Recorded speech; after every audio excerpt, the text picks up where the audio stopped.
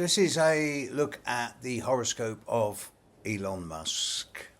Been meaning to do this one for a long time. Elon Musk was born on the 28th of June 1971. I've discovered two separate birth times for him, one being 7 a.m, the other being 7:30 a.m. And most people seem to favour the 7:30 a.m. That's what's in his biography. And he was born in Pretoria in South Africa. This makes Musk a Cancer sun with the moon in Virgo and Cancer rising. So, Elon Musk, one of the richest person in the world, one of the most eccentric, unusual, stimulating, innovative and futuristic people in the world, but he's a double Cancer with a moon in Virgo. Now I was expecting this guy to have a lot of Sagittarius or a lot of Aquarius, so I thought, I'm not sure about this birth time. But once you dig a bit deeper, actually, yeah, I'm comfortable with it. Musk was born without many oppositions. The oppositions he does have, Chiron to Uranus is generational. It was around on and off for 20 years. He was born with he's part of the Saturn-Neptune Opposition group that was around during early 71 to late 71, early 72. There was almost a year's worth of people with Saturn opposite Neptune. But Saturn opposite Neptune at the very start of Sagittarius, the very start of Gemini. Saturn in Gemini tries to bring structure into the fluidity of communication.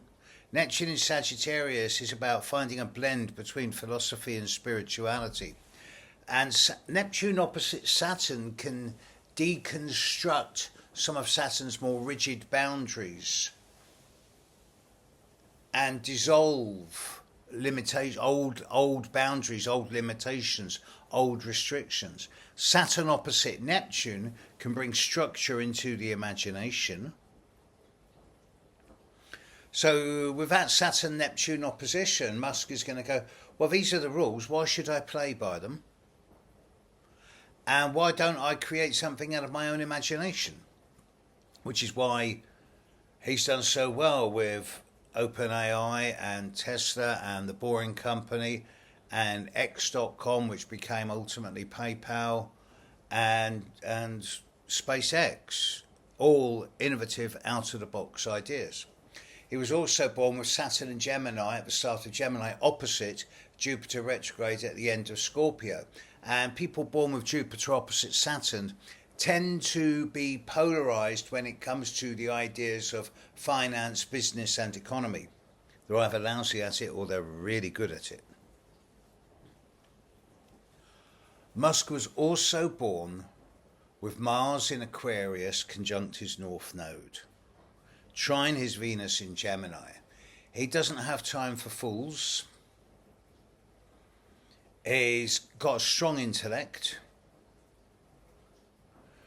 generally quick communication, very diverse. He can probably handle many different thoughts at the same time. Again, with Mars in Aquarius, very good at responding quickly to unusual situations and coming up with unusual answers. With the trine from Venus to Mars, it does give him a degree of, how can I put it, flexibility, even fluidity around his romantic situation. And I believe he has a large number of children. He outdoes Boris Johnson. I believe I've seen reports that he has up to 12 children. Not all of them, some of them by surrogates. Not all of them biologically born by him and partner at the time. He also has the Sun square Uranus. So with Mars in Aquarius and the Sun square Uranus, here is a strong Uranian trait. Sun square Uranus people are not normal. They're not abnormal. They're different. Always been different. Always will be different. One thing they could never excuse them of is being boring. They're not boring. And if the 7:30 birth time is correct, then Musk was born with Mercury on the ascendant in Cancer. Now, it's also strongly square Chiron. And when I read about Musk's childhood, I see that he was bullied quite a lot. He had a number of arguments with his father. And I think that he suffered a lot when young in terms of reserve, inhibition, shyness, inconfidence, insecurity, which is why he retreated into doing things for himself. And indeed, he sold his first computer program for $500 at around 12, 13 years old. So he was way ahead of a curve, but he was one of the original nerds in many ways. But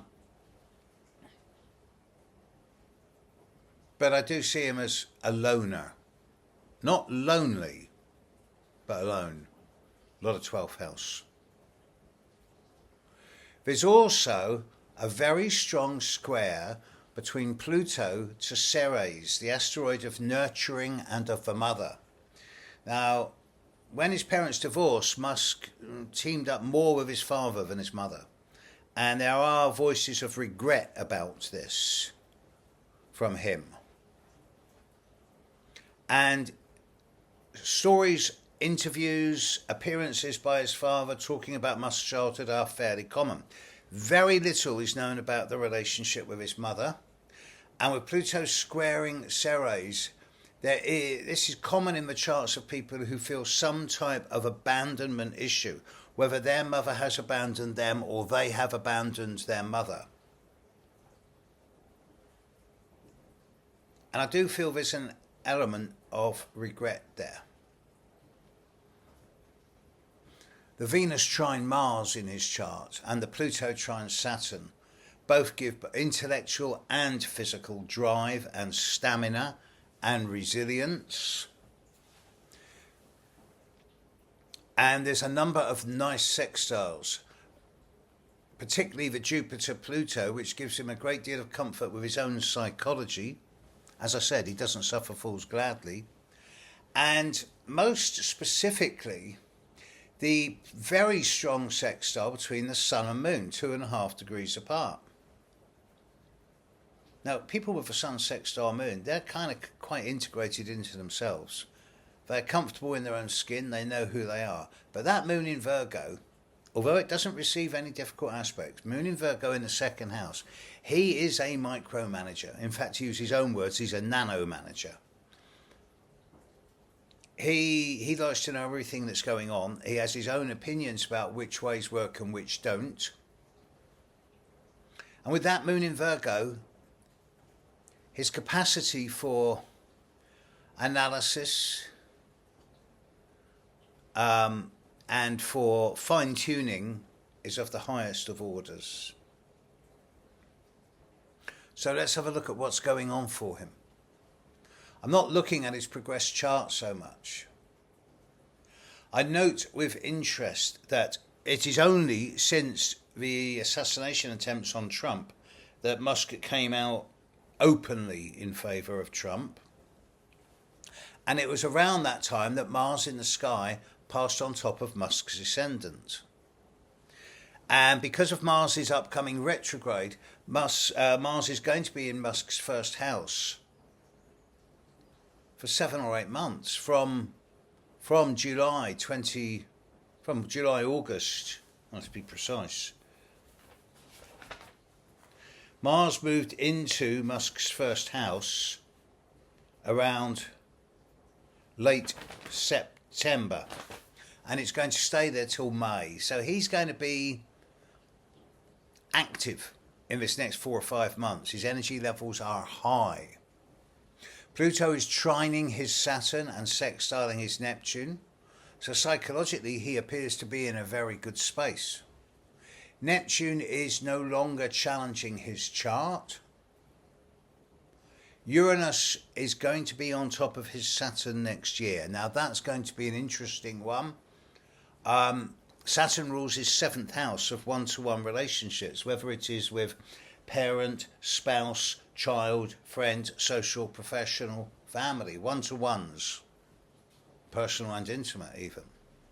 So with Uranus coming up to his Saturn, his ability to both find new people and blow new people out is going to continue over this next year and a half in a somewhat sporadic and probably ongoingly radical way. Saturn in the sky, well, the only thing that Saturn's going to be doing over this next year of significance is going to be sextiling his Saturn, trining his Neptune, opposing his Pluto, none of which are serious. What I do note is that in the second half of next year, Jupiter in the sky is going to move into Cancer. And Jupiter will pass on top of Elon Musk's sun at the very start of July. And if his time of birth is as accurate as we're led to believe at 7:30 a.m, then it will pass on both his ascendant and his Mercury around the second week of August. This could be a very expansive and positive time for him. What I'm not seeing in this horoscope is any sign of obvious malfeasance. There's nothing nasty here. I understand that he's quite innovative, futuristic, very Aquarian. I also feel he's very alone. I do believe he feels quite isolated from the world.